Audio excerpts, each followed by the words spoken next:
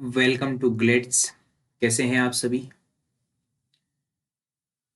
मैं engineer HR Saran, CEO and founder of glades, आप सभी का एक बार फिर से ग्लेड्स फैमिली में हार्दिक स्वागत करता हूं। तो देखिए, हमारा जो चैप्टर चल रहा था इंटरनेट, इंट्रोडक्शन चल रहा था इंटरनेट का, और जो भी प्रोटोकॉल इसमें यूज हो रहे हैं वो हमारे चल रहे थे। ओके, और इसी की आज नेटवर्किंग की दूसरी क्लास है, तो शुरू करते हैं।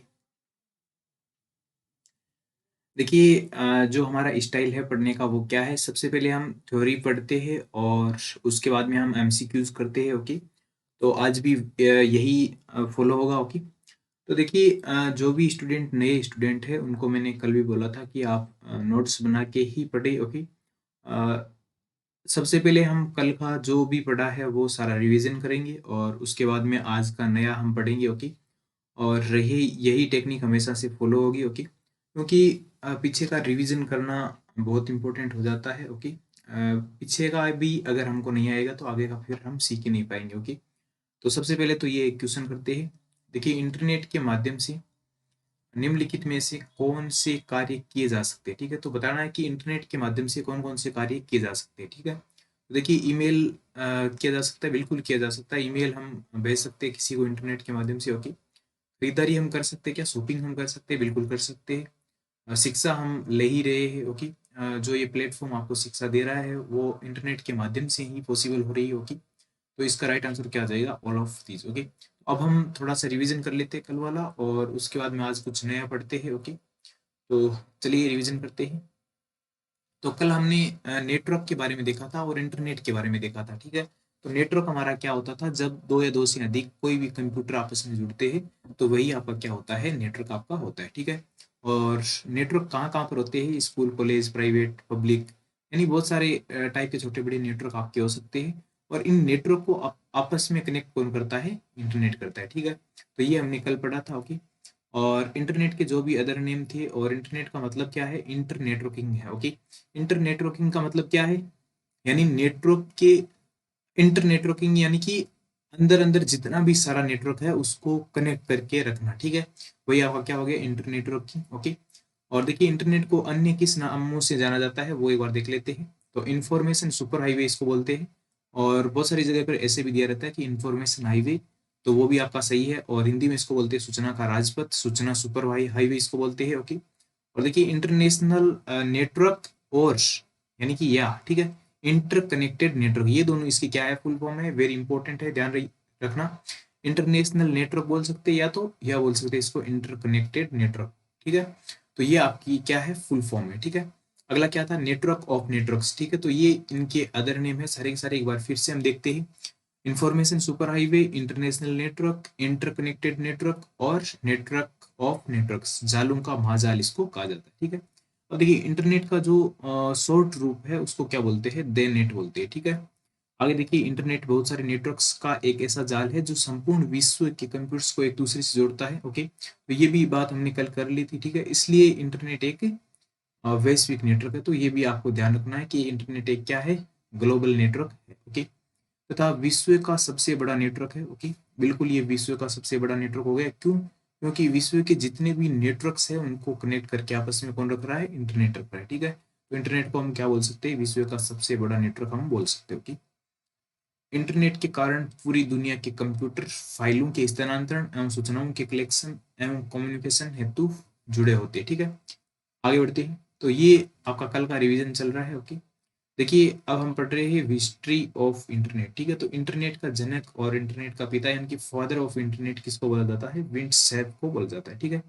विंट सेप को बोला जाता है। ओके, और इसका पूरा नाम क्या है? विंट ग्रे सेप। ओके, देखिए, मदर ऑफ इंटरनेट किसको बोलते हैं? रेडिया पर्लमैन को बोलते हैं। ओके, और इसका भी पूरा नाम है रेडिया जोय पर्लमैन। ओके, और ये स्पेनिंग ट्री की जो प्रोटोकॉल है एक एसटीपी, उसकी उसके लिए ये प्रसिद्ध है। Okay, radius of Perlman. Okay, वैसे हमने कल पढ़ लिया है। ठीक है, तो अगला देखते हैं। विंडसर्फ ने अपने साथी designer Robert E Khan, okay, और इसी को बोलते हैं बॉब कहन, कहन है सॉरी, कहन के साथ मिलकर टीसीपी आईपी प्रोटोकॉल एवं इंटरनेशनल इंटरनेट आर्किटेक्चर का निर्माण किया था। ओके, अगला देखते हैं, फ्रेंडशिप में यूनाइटेड स्टेट यानी कि यूएस के defence advance research project agency यानी कि डरपा में 1973 में कार्य किया था, ये आपको याद रखना है। ओके। और उसके बाद में अर्पानेट के बारे में हमने बहुत सारे क्वेश्चन कल किए थे। ओके। और देखिए इंटरनेट की शुरुआत कब हुई थी, 1969 में हुई थी, और सबसे पहले इंटरनेट का नाम क्या था, अर्पानेट था। ओके। इसकी फुल फॉर्म क्या है, advanced research project agency network है। ओके। इसके रूप में इसकी शुरुआत हुई। ओके। और इसका ऑफिशियल जो बर्थडे हुआ फिर कब हुआ, 1 जनवरी 1983 को। ठीक है। भारत में इंटरनेट की शुरुआत कब हुई, 15 अगस्त 1995 को, और किसने की, VSNL। ओके, विदेश संचार निगम लिमिटेड। Okay, very important. और देखिए अर्पानेट के बारे में यहाँ पे बोला गया है, अगले पेज में चलते हैं, अर्पानेट के बारे में पूरा पढ़ते हैं।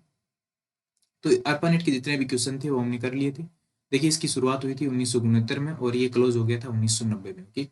अर्पानेट पहला वाइड एरिया नेटवर्क वैन था, अर्थात अर्पानेट दुनिया का पहला नेटवर्क था जिसने इंटरनेट की नींव रखी। ओके। देखिए अर्पानेट ही इंटरनेट का आधार माना जाता है। ओके। और देखिए अर्पानेट के जो भी अदर नेम है वो भी देख लेते हैं। Okay. In the beginning internet was known as, ठीक है, तो शुरुआत में इंटरनेट का जो नाम था वो क्या था, अर्पानेट था। ओके। और उसके बाद में इंटरनेट के लिए बीज बोने वाला नेटवर्क भी क्या है, अर्पानेट है। ठीक है। तो यहाँ तक तो हमने कल पढ़ लिया था। ठीक है। और अब हम चालू करते हैं आज का। ओके। तो आज हम बहुत सारी चीजें पढ़ने वाले हैं। ओके। तो सबसे पहले उन्हीं में देखते हैं आईएसपी। ठीक है। तो देखिए आईएसपी क्या होता है, आईएसपी होता है इंटरनेट सर्विस प्रोवाइडर। ठीक है। जैसे मान लेते हैं जियो का एक उदाहरण लेते हैं। ठीक है। अब देखिए जियो हमको क्या दे रहा है, इंटरनेट की सुविधा दे रहा है हर कोई को, है ना। और जैसे वीआई हमको इंटरनेट की सुविधा दे रहा है, एयरटेल हमको इंटरनेट की सुविधा दे रहा है ना।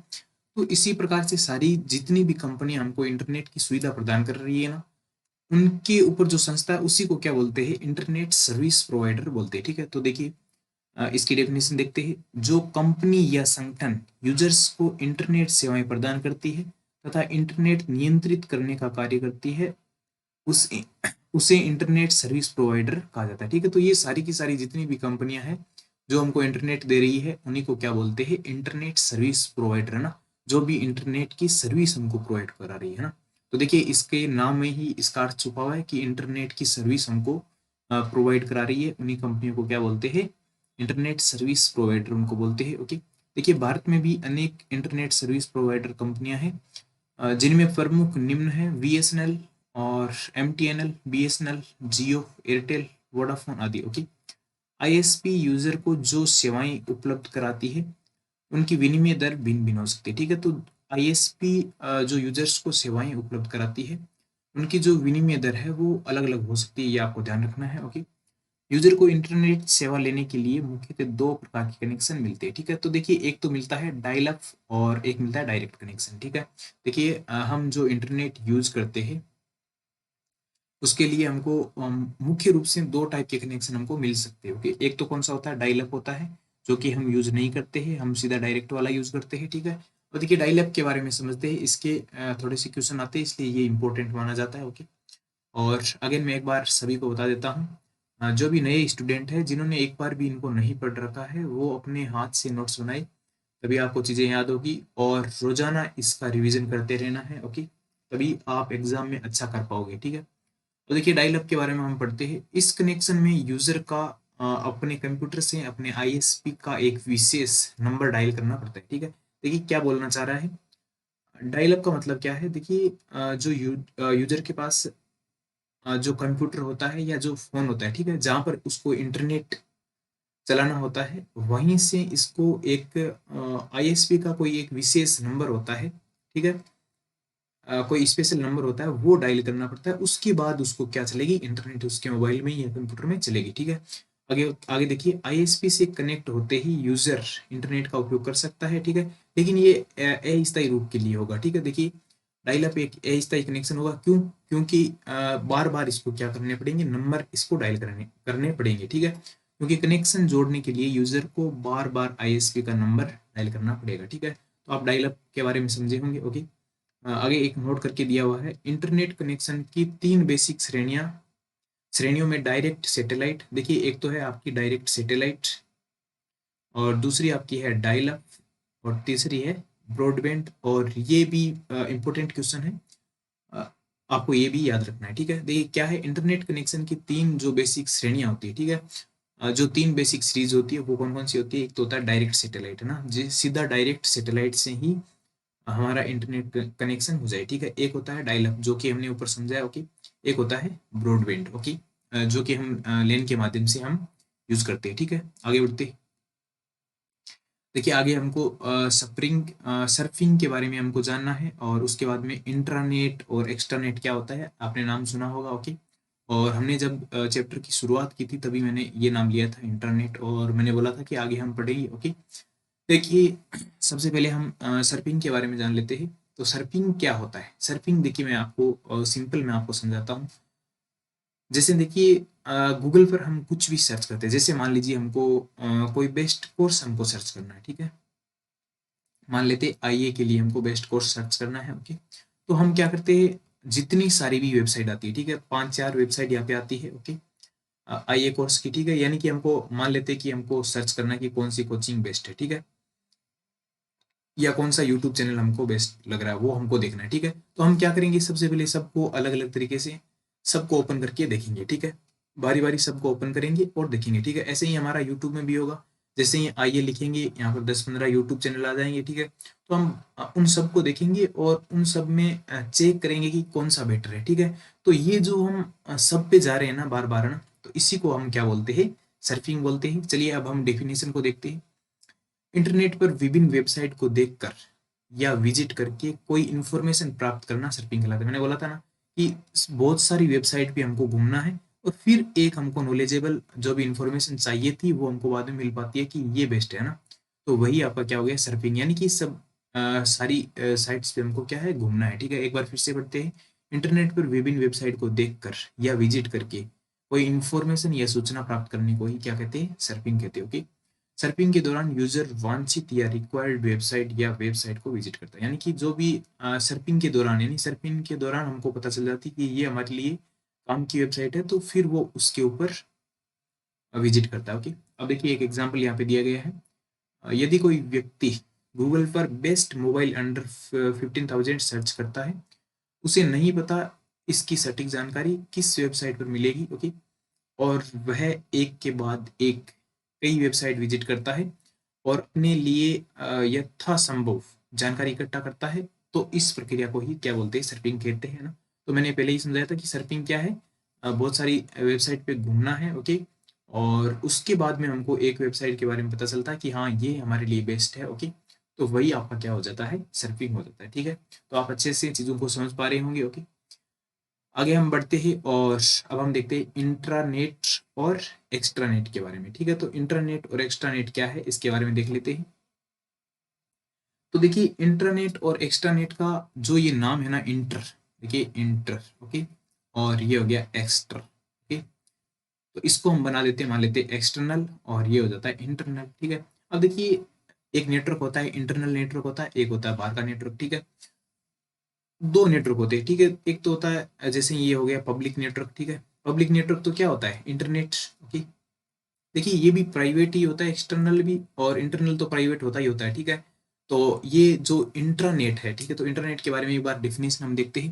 देखिए एक ऐसा नेटवर्क है जो किसी कंपनी, इंस्टीट्यूट, ऑर्गेनाइजेशन का निजी नेटवर्क है, जो केवल उसी कंपनी या ऑर्गेनाइजेशन या इंस्टीट्यूट के कर्मचारियों एवं उस कंपनी परिसर में उपस्थित कस्टमर आदि द्वारा उपयोग किया जाता है, ठीक है? इंटरनेट का उपयोग उस निश्चित संस्था या कंपनी परिसर के बाहर स्थित व्यक्ति नहीं कर सकता है, ठीक है? तो जैसे मैंने कल एक उदाहरण दिया था कि आईआईटी कोई मान लीजिए कॉलेज है, ओके? तो उस कॉलेज के जितने सारे स्टूडेंट है, ठीक है? वही उस कॉलेज की नेट है, इंटरनेट है, जो भी वाईफाई सुविधा हमको मिलती है वहाँ पे, तो वही कॉलेज के स्टूडेंट उसको यूज कर सकते हैं। तो वो जो अंदर का जो नेटवर्क होता है, जो प्राइवेट नेटवर्क होता है उनका, जैसे इस आईआईटी का अलग से एक नेटवर्क होगा पूरा अपना प्राइवेट नेटवर्क, ठीक है? तो वो नेटवर्क किसके माध्यम से आता है, इंटरनेट के माध्यम से, ठीक है? तो जो इंटरनेट जो सर्विस प्रोवाइडर होता है वो इनको क्या देता है, इंटरनेट देता है, ओके? तो ये जो प्राइवेट जो नेटवर्क है उसी को हम क्या बोलते हैं, इंटरनेट, ठीक है? अब देखते हैं एक्सटरनेट के बारे में, ओके? और अभी हम डिफरेंस भी समझेंगे इंटरनेट इंटरनेट और एक्सट्रानेट के बीच में, ठीक है? तो अब हम देख लेते हैं एक बार एक्सट्रानेट क्या होता है। यह इंटरनेट का ही एक पार्ट है, ठीक है? तो ये एक इंटरनेट का ही पार्ट है, ठीक है? अब मान लेते हैं कि आईआईटी का कोई प्रोफेसर है और वो करना चाह रहा है वर्क फ्रॉम होम, ठीक है, और वो यही नेटवर्क यूज करना चाह रहा है, ठीक है, मान लीजिए, ठीक है, या मान लेते हैं कि इसी इंस्टीट्यूट की फाइल्स को यूज करना चाह रहा है, ठीक है, तो ये इंस्टीट्यूट उसको क्या करके देगा, एक आईडी और पासवर्ड बना के देगा, और वो इससे एक्सेस ले पाएगा, ठीक है, तो वही आपका क्या हो जाता है, एक्स्ट्रानेट हो जाता है। एक बार फिर से डेफिनेशन देखते हैं। यह इंटरनेट का एक पार्ट है जो कि हमें थर्ड पार्टी यूजर को डेटा शेयर करने की सुविधा प्रदान करता है, यानी कि इससे बाहर जो भी इंटरनेट है, इससे बाहर हमको डेटा शेयर करना है तो किसका यूज करेंगे हम, एक्स्ट्रानेट का, ठीक है। जैसे यदि आपके ऑर्गेनाइजेशन का ब्रांच एक से ज्यादा है ना, मैंने बोला था ना कि या प्रोफेसर वहाँ पे हो, या मान लेते हैं कोई कोचिंग है और उसकी अलग अलग जगह पर अलग अलग शहर में ब्रांच है, ठीक है, तो वो कोचिंग अपना जो नेटवर्क है, जो अपनी भी फाइल्स वगैरह है, ठीक है, तो वो उसको ट्रांसफर तो करनी पड़ेगी, है ना, तो वो क्या करेगा, एक आईडी और पासवर्ड बना के देगा, है ना, और उससे उस ब्रांच में भी जितनी सारी फाइलें या जितने सारे एडमिशन के बच्चों की फाइलें हैं, है ना, तो वो वहां पर भी शो हो जाएगी, ठीक है, तो वही क्या होता है, एक्सटर्नेट होता है, ओके। जैसे यदि आपके ऑर्गेनाइजेशन का ब्रांच एक से ज्यादा जगह पर है और आप चाहते हैं कि एक ही इंफॉर्मेशन सभी ब्रांच में अवेलेबल हो, जैसे कोई नोटिस, तो इसके लिए आप एक्सटर्नेट का उपयोग कर सकते हैं। किसी बाहरी संस्था को इंटरनल वेब पेजों को एक्सेस करने देना हो तो इसका प्रयोग होता है, ठीक है, तो ये आप समझ पाए होंगे पूरी कहानी, है ना। अब हम थोड़ा सा डिफरेंस इसके बारे में देख लेते हैं, कि इन तीनों के बीच में डिफरेंस क्या है, देखिए, इंटरनेट, इंटरनेट और एक्सटरनेट, ठीक है, एक्सटरनेट है ना, तो आपको दिखाई दे रहा होगा थोड़ा सा छोटा है इसके अंदर, ठीक है, तो देखिए,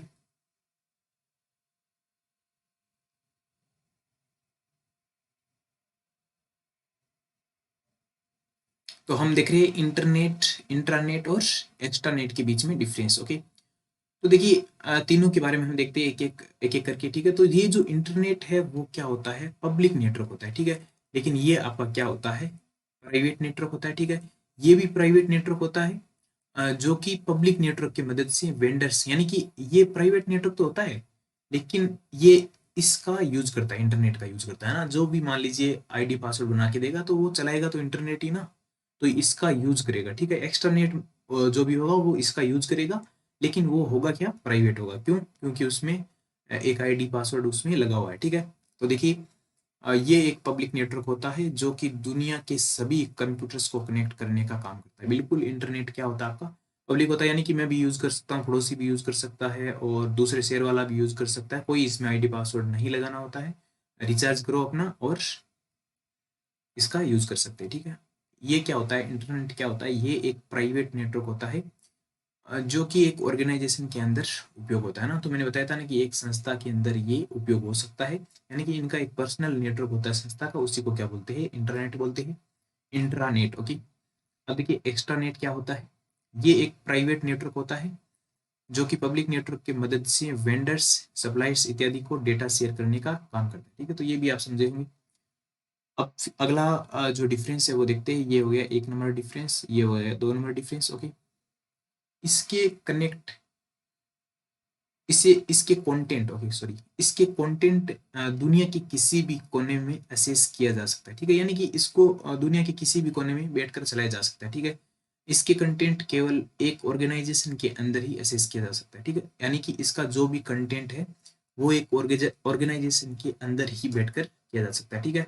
देखिए, इसके कंटेंट है वो एक से ज्यादा ऑर्गेनाइजेशन एक्सेस कर सकते हैं ना, इसकी जो भी सामग्री है एक्स्ट्रानेट की, वो क्या होती है, एक से ज़्यादा ऑर्गेनाइजेशन इसका असेस कर सकते हैं। अब देखिए, मान लेते हैं कि कोई, जैसे मान लेते हैं कोई कंपनी है, ओके, वो अपना एक इंटरनेट यूज कर रही है, ओके, इंटरनेट यूज कर रही है, ठीक है। अब मान लेते हैं ये कंपनी दूसरी कंपनी को डेटा शेयर करना चाह रही है, ठीक है, तो वो किसका उपयोग करेगी, एक्स्ट्रानेट का करेगी, ठीक है, तो ऐसा क्वेश्चन भी आपको पूछा जा सकता है ना, कि एक अन्य कंपनी को अगर किसी दूसरी कंपनी का डेटा असेस करना होगा तो किसका यूज करेगा ना, इंटरनेट का करेगा, का करेगा, या एक्स्ट्रानेट का, तो एक्स्ट्रानेट का यूज करेगा, ठीक है। तो तीनों में डिफरेंस आप समझ पाए होंगे, ओके। अब फिर से इंटरनेट का देखते हैं, यह किसी एक के द्वारा नहीं चलाया जाता है, ठीक है, ये सबके द्वारा चलाया जाता है, ओके। ये केवल एक ऑर्गेनाइजेशन के द्वारा मैनेज किया जाता है, फिर से वही बातें आ रही है, ठीक है, ये मल्टीपल ऑर्गेनाइजेशन के द्वारा मैनेज किया जाता है, ठीक है, यानी कि इसको पांच छह कंपनी मिलकर भी इसको मैनेज कर सकती है ना।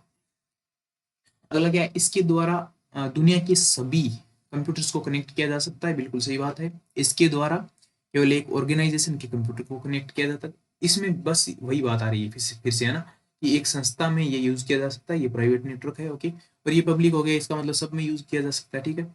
इसके द्वारा एक से ज्यादा ऑर्गेनाइजेशन कंप्यूटर को कनेक्ट किया जा सकता है, बिल्कुल सही बात है। सॉरी। आगे देखते हैं, इसमें सिक्योरिटी यूजर के डिवाइस पर डिपेंड करती है। हाँ बिल्कुल, इसमें जो सिक्योरिटी है वो यूजर के डिवाइस पे डिपेंड करती है ना, कि हम हमारी सिक्योरिटी कैसे रख रहे हैं, ठीक है। क्योंकि ये तो एक पब्लिक नेटवर्क है, इसीलिए देखिए हैकर्स है जो आसानी से हैक कर पाते हैं फोन्स को, है ना। क्यों? क्योंकि हम इतनी सिक्योरिटी नहीं जानते हमारे फोन के बारे में, है ना। तो वो इसी नेटवर्क की मदद से क्या करते हैं, हैक करते हैं। अगर मान लीजिए आपका फोन कभी हैक हो जाता है, तो आप तुरंत प्रभाव से उसको क्या कर दोगे, फ्लाइट मोड में कर देना, ठीक है। जैसे ही आप फ्लाइट मोड में करोगे तो वो जो हैकर है वो आपके डेटा ट्रांसफर नहीं कर सकता, ओके, आपके फोन को एक्सेस नहीं कर सकता, ठीक है। तो ये जो पब्लिक जो नेटवर्क होता है, इसी की वजह से आपका फोन है वो हैक हो जाता है ना। कोई छोटी सी इंफॉर्मेशन या कुछ भेजेगा और उसको आप क्लिक करोगे तो आपका फोन हैक हो सकता है, ठीक है। और वो होता क्यों है? क्योंकि ये जो आपका जो पब्लिक नेटवर्क हम यूज कर रहे हैं वो सब इसको एक्सेस कर सकते हैं, ओके। अगला देखिए, इसमें सिक्योरिटी फायरवॉल पर डिपेंड करती है। अभी देखिए फायरवॉल के बारे में भी हम पढ़ेंगे, ठीक है। तो इसमें जो सिक्योरिटी होती है वो फायरवॉल पर डिपेंड करती है, ठीक है। तो फायरवॉल को भी अभी हम पढ़ेंगे, तब आपको और अच्छे से समझ में आएगा, ठीक है। इसकी जो सिक्योरिटी है इंटरनेट और एक्सटरनेट के फायरवॉल पर डिपेंड करती है, ठीक है। तो इसकी सिक्योरिटी है वो इंटरनेट और एक्सटरनेट के फायरवॉल पर डिपेंड करती है, ठीक है। तो फायरवॉल के बारे में भी हम समझने वाले हैं। इसका यूज करने के लिए हमें यूजर नेम और पासवर्ड की आवश्यकता नहीं पड़ती है, बिल्कुल मैं समझा चुका हूँ। और इसमें यूजर नेम और पासवर्ड की आवश्यकता पड़ती है, और इसमें भी पड़ती है, ठीक है। आगे देखते हैं, आगे देखते हैं। अब क्या है, एक एग्जाम्पल, इन सब का एक एक एग्जाम्पल हम ले लेते हैं, ठीक है। इसको हम लोग, जैसे हम लोग इस्तेमाल करते हैं, ओके, इसको कोई एक ऑर्गेनाइजेशन इस्तेमाल करती है, जैसे कि विप्रो कंपनी अपने स्टाफ के बीच इंफॉर्मेशन शेयर करने के लिए इसका इस्तेमाल करती है।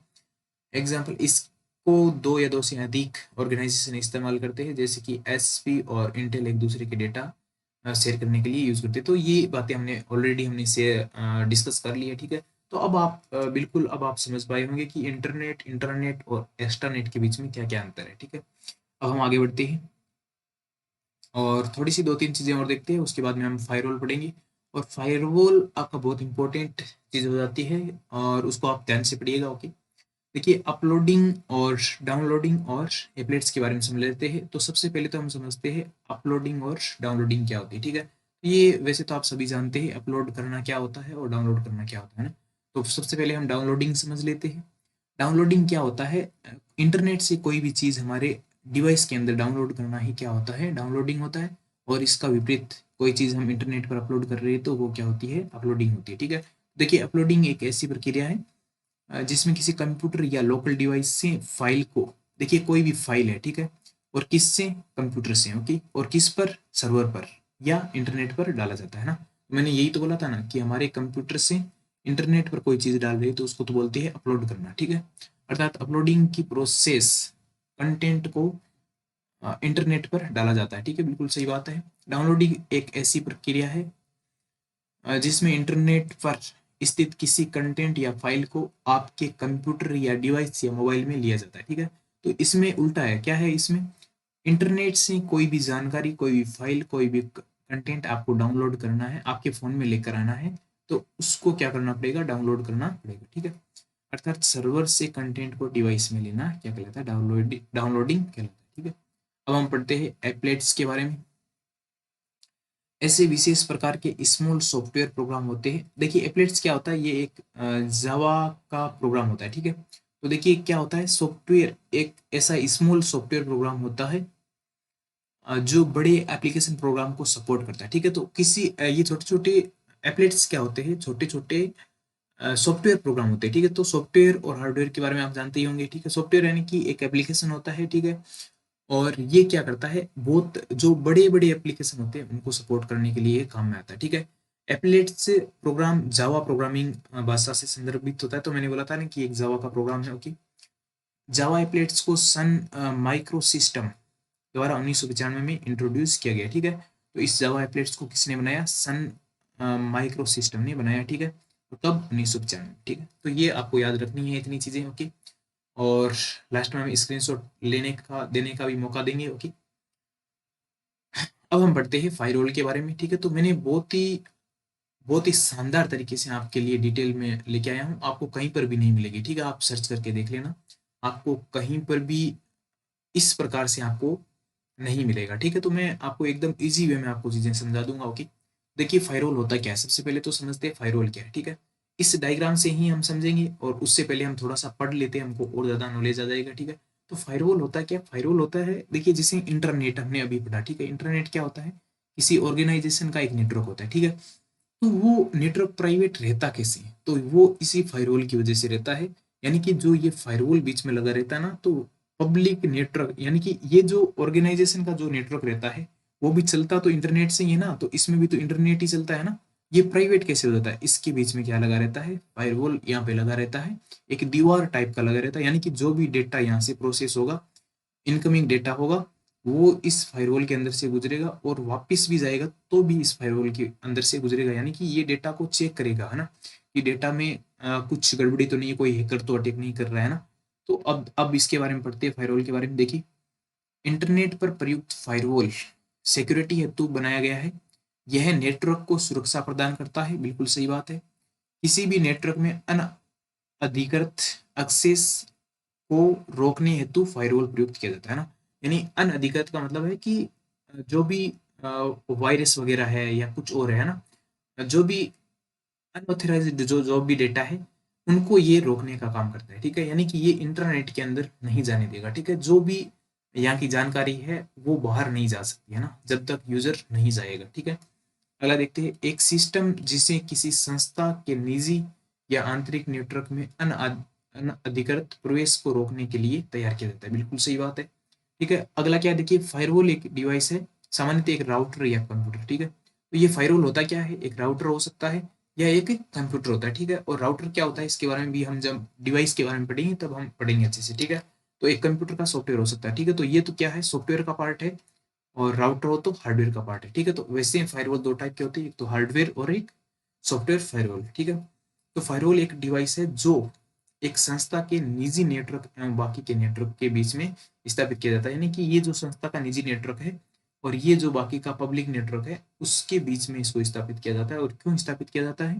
ताकि ये एक दीवार बन सके, यानी कि कोई भी वायरस अंदर ना आ सके, ठीक है। कोई अनऑथराइज्ड डेटा है वो अंदर नहीं आ सके, कोई और दूसरा इस नेटवर्क को एक्सेस नहीं कर सके, ठीक है। अगला क्या है, देखिए फायरवॉल को एक संगठन के आंतरिक नेटवर्क एवं पब्लिक नेटवर्क के बीच जिस पॉइंट पर स्थापित किया जाता है, इसे चौक पॉइंट कहते हैं, ठीक है। तो ये क्या बोलना चाह रहा है कि फायरवॉल को जिस जगह पर, जिस पॉइंट पर स्थापित किया जाता है, ये मैंने इतना बड़ा आपको डायग्राम बना रखा है, ये आपको समझाने के लिए, ठीक है, ताकि आपको लॉन्ग टाइम याद रहे, ठीक है। बाकी ये छोटा सा होता है राउटर, ठीक है।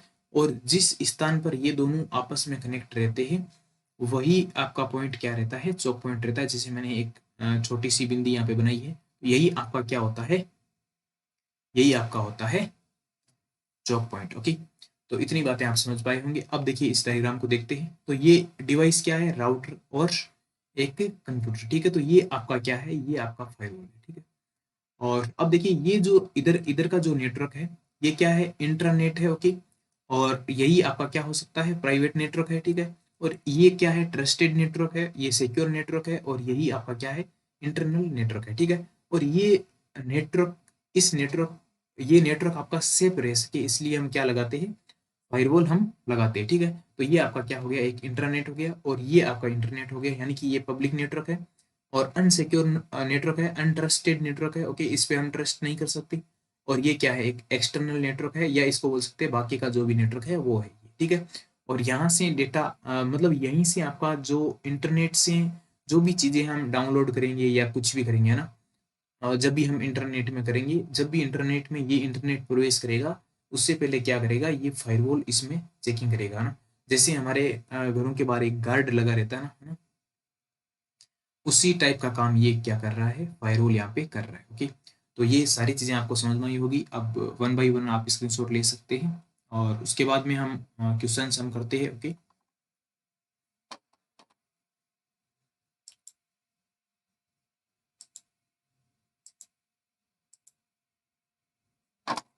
एक मिनट का समय दीजिए। तो ये तो हमने कल ले लिया था। ओके, और आज यहाँ से हम स्टार्ट कर रहे हैं। ओके, तो यहाँ से आप स्क्रीनशॉट लेना प्रारंभ करें। यहाँ से आप स्क्रीनशॉट ले सकते हैं ताकि आपको पढ़ने में आसानी हो, या आप नोट्स बना सकते हैं। Okay, next.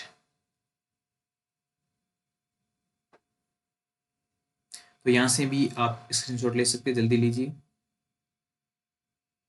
और इसका नेक्स्ट पार्ट हो गया ये। ओके, जल्दी लीजिए। फिर देखिए इन तीनों का अंतर है, और इसका भी आप स्क्रीनशॉट लीजिए, दिख रहा होगा सभी को।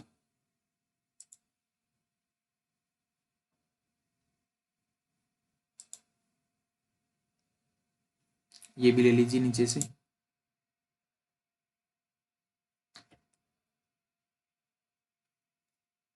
नेक्स्ट, इसका भी स्क्रीनशॉट लीजिए।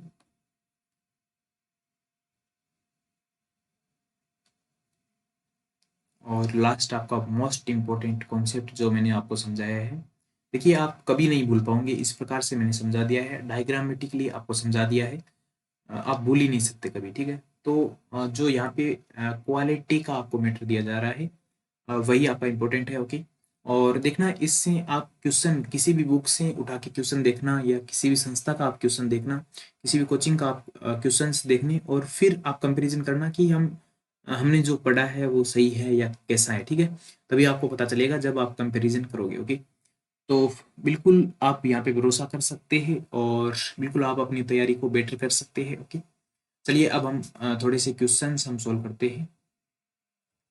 जो भी हमने पढ़ा है वही हमको देखना है। ओके, तो आपका पहला क्वेश्चन है, इंटरनेट के बाहरी खतरों के खिलाफ एक संगठनों का नेटवर्क जिसे सिक्योरिटी के लिए बनाया गया है, जो एक सुरक्षा प्रणाली है। ठीक है, क्या बोल रहा है कि इंटरनेट के जो इंटरनेट है उसके बाहरी खतरों को, ठीक है, तो इससे जो भी बाहरी खतरे हैं उनके खिलाफ एक संगठन, ठीक है, एक संगठन का नेटवर्क जिसे सिक्योरिटी के लिए बनाया गया है। ठीक है, तो ये एक संगठन का नेटवर्क है, इसको हम क्या बोलेंगे ये आपको बताना है। ठीक है, तो इसको हम क्या बोलेंगे, फायरवॉल बोलेंगे। ठीक है, तो ये हमने अभी भी पढ़ा है कि यानी कि जो भी इंटरनेट से जो भी डेटा आ रहा है उनके जो भी खतरे हैं। ओके, तो उनकी सिक्योरिटी के लिए जो एक डिवाइस बनाया गया है, जो एक राउटर कह सकते हैं या कंप्यूटर हम कह सकते हैं, जो बनाया गया है उसी को हम क्या बोलते हैं, फायरवॉल हम बोलते हैं। ठीक है, तो ये एक आपके सामने नई डेफिनेशन यहाँ पे आ चुकी है। ओके, आगे बढ़ते हैं। तो आगे पूछा है कि आईएसपी की जो फुल फॉर्म है वो क्या होती है। तो आईएसपी की फुल फॉर्म क्या होती है बताइए। आप देखिए कमेंट आप कर सकते हैं। ओके, और जो भी डाउट अगर आपको रहती है तो आप कमेंट में पूछिएगा, हम आपको 24/7 आपको उपलब्ध मिलेंगे, और आपके जो प्रॉब्लम है उसका जवाब हम ज़रूर देंगे। और कोशिश करिए कि आप व्हाट्सएप और टेलीग्राम से जुड़े, और वहीं पर आप डाउट पूछिए। ओके, पर्सनली आप डाउट पूछिए। तो देखिए इसका जो फुल फॉर्म है वो क्या होता है, इंटरनेट सर्विस प्रोवाइडर होता है। कहाँ पर है देखिए, इंटरनेट सर्विस प्रोवाइडर, ये रहा। ओके, तो थर्ड का राइट आंसर क्या हो जाएगा, बी हो जाएगा। Okay, fourth question. तो ये हम आप जल्दी जल्दी क्वेश्चन कर लेते हैं, क्योंकि हमने थ्योरी हमने पढ़ ली है, डिटेल से पढ़ ली है। ओके, आईएसपी के संबंध में सत्य कथन हमको बताने हैं। आईएसपी उपयोगकर्ता को इंटरनेट सेवाएं उपलब्ध कराता है, बिल्कुल सही बात है। आईएसपी के उदाहरण बीएसएनएल, जियो, एयरटेल, वोडाफोन और बीएसएनएल सब कुछ है। ठीक है, तो ये है सही है। सभी आईएसपी की इंटरनेट विनिमय दर समान समान नहीं होती भाई, है ना, भिन्न भिन्न होती है। ठीक है, मैंने लिखवाया भी है।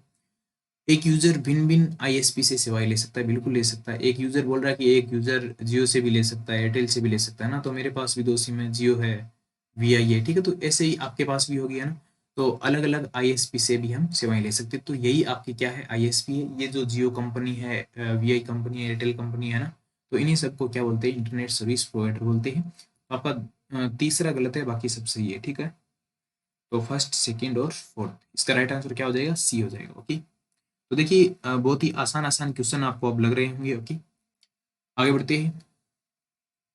ये आपका हो गया क्वेश्चन नंबर 5।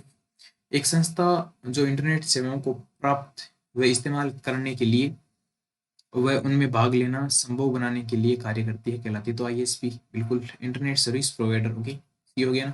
देखिए अब क्वेश्चन कितने आसान लग रहे हैं ना, हमने थ्योरी पढ़ लिया है इसलिए हमको आसान लग रहा है। ठीक है, तो अब बीएसएनएल का फुल फॉर्म हमको बताना है, तो ये आप याद कर सकते हैं। ओके, किसी को आ रहा है क्या बीएसएनएल का फुल फॉर्म क्या होता है? भारत संचार निगम लिमिटेड इसका फुल फॉर्म होता है। तो ये रहा पहला ही ऑप्शन है, भारत संचार निगम लिमिटेड। ओके, और हिंदी में इसको बोल सकते हैं भारत संचार निगम लिमिटेड, इसका ये फुल फॉर्म आपका हो गया। ए ऑप्शन इसका राइट हो गया। Okay, next question number 7। Internet पर विभिन्न वेबसाइट देखते हुए इंफॉर्मेशन प्राप्त करने की प्रोसेस क्या है? ओके, तो ये भी हमने पढ़ा है ना कि बहुत सारी वेबसाइट देखनी है और वहां से इंफॉर्मेशन को प्राप्त करनी है। तो ये प्रोसेस क्या होता है, क्या होता है बताइए? ये प्रोसेस आपका होता है सर्फिंग। ओके, बी ऑप्शन आपका राइट हो जाता है। नेक्स्ट, किसी बाहरी संस्था को इंटरनल वेब पेजों को एक्सेस करने देना हो तो प्रयोग होता है, किसका होता है बताइए? देखिए कोई भी बाहरी संस्था है और उससे इंटरनल इंटरनल जो भी वेब पेज है उसका एक्सेस देना है ना, तो किसका प्रयोग करते हैं हम? एक्सटरनेट का। मैंने बताया था ना कि इंटरनेट का अगर, देखिए यही बोल रहा है। देखिए किसी बाहरी संस्था को, मान लेते हैं ये कोई बाहरी संस्था है। ओके, और मान लेते हैं कि ये एचपी है। ठीक है, और इंटरनल वेब पेज जैसे ये इंटेल है हमारे यहाँ पे। ठीक है, और या आप मान सकते हैं कि डेल कंपनी है। ओके, तो इसका जो भी डेटा है वो इसको असेस करवाना है, तो किसके माध्यम से करवाएंगे? एक्सटरनेट के। ठीक है, तो इसका राइट आंसर क्या हो जाता है? ये हो जाता है। ओके, देखिए अब कितनी आसान हमको क्वेश्चन लग रहे हैं, बस थोड़ा सा आपको ध्यान से समझना है क्वेश्चन को और फिर इसके आंसर देना है। ठीक है, तो अगला क्वेश्चन देखते हैं, क्वेश्चन नंबर 9। वह नेटवर्क जिसका प्रयोग किसी बिल्डिंग में लेन कंप्यूटरों को एक दूसरे से कनेक्ट करने के लिए किया जाता है कहलाता है। तो ये बोला कोई एक बिल्डिंग में। ठीक है, यानी कि ये पर्सनली हो गया ना, और लेन कंप्यूटरों को एक दूसरे से कनेक्ट करने के लिए किया जाता है, वो नेटवर्क क्या होता है? तो इंट्रानेट होता है। ठीक है, ना कि इंटरनेट। ओके, तो इसका राइट आंसर क्या हो जाएगा? इंट्रानेट। ओके, चलिए अगला क्वेश्चन देखते हैं। क्वेश्चन नंबर है अगला 10। तो एक बार जरूर आप बताइएगा कमेंट करके कि आपको क्लास कैसी लग रही है, आपको इंटरेस्ट आ रहा है या थोड़ा बहुत हार्ड लग रहा है। अगर आपको हार्ड लग रही है तो आप लिख लिख के याद जरूर करिएगा। ओके, और अदरवाइज आपने मान लीजिए किसी कोचिंग से या कहीं से भी आपने पढ़ रखा है। ओके, तो आप साथ साथ में खाली इसको सुन सकते हैं और देख सकते हैं, उतने से ही आपका रिवीजन आपका हो जाएगा। ठीक है, और आपने मान लीजिए बहुत ही पहले ये सारी चीजें पढ़ रखी है और आज आप फिर से देख रहे हैं, तब भी आपका क्या हो जाएगा? रिवीजन आपका हो जाएगा। ठीक है, तो स्पेशली आपका रिवीजन यहाँ से हो जाएगा। ठीक है, अपने कर्मचारियों द्वारा अनन्य उपयोग के लिए संगठन द्वारा उपयोग किया गया एक निजी नेटवर्क होता है, बताइए बताइए क्या होगा? तो बिल्कुल क्या होगा? इंटरनेट होगा। ठीक, इंट्रानेट। Next question number 11। निम्न में से कौन इंटरनेट कनेक्शन की 3 बेसिक श्रेणी में नहीं आता? ठीक है, तो मैंने बेसिक श्रेणी इंटरनेट की आपको बताई थी। तो उसमें क्या क्या आता है? एक तो आता है उसमें डायरेक्ट सैटेलाइट,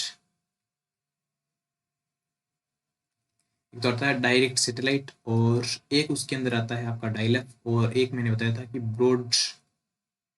ब्रॉडबैंड आपका आता है। ठीक है, तो डायरेक्ट सैटेलाइट होगा, डायल अप होगा, ब्रॉडबैंड होगा, लेकिन डायरेक्ट कनेक्शन आपका नहीं होगा। ठीक है, तो ये आपका गलत है, तो राइट आंसर क्या हो जाएगा? डी आपका हो जाएगा, नहीं आता है वो आपको पूछा है। ठीक है, तो ये तीन तो आपके क्या है? बेसिक श्रेणी में आते हैं। Question number 12। इंटरनेट में किस टाइप के स्विच का प्रयोग किया जाता है? ये मैंने आपको नहीं बताया है, थोड़ा सा मैं आपको बता देता हूँ। देखिए नाम सुना होगा आपने पैकेट स्विचिंग।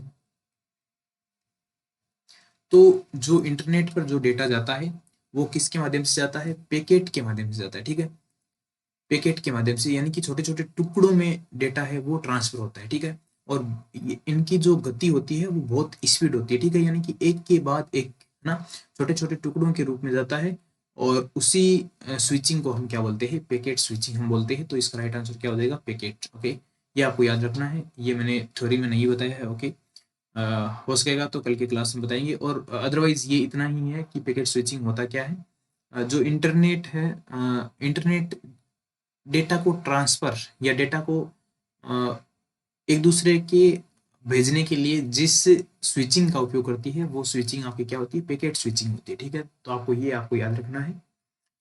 आगे है क्वेश्चन नंबर 13।